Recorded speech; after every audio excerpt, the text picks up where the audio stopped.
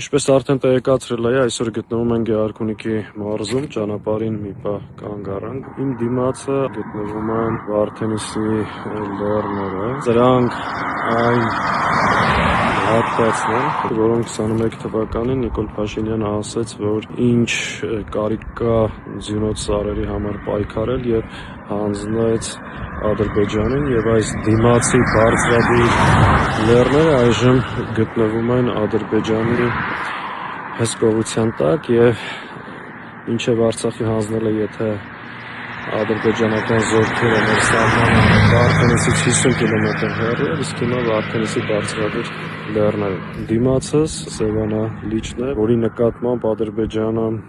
հիմա եւս պահանջներ է ներկայացնում։ Այս վիճակին հասել ենք այսօրվա գործող իշխանության, գործունեության եւ քայլերի հետևանքով։ Եվ առհասարակ մեկ անգամ եւս ուզում եմ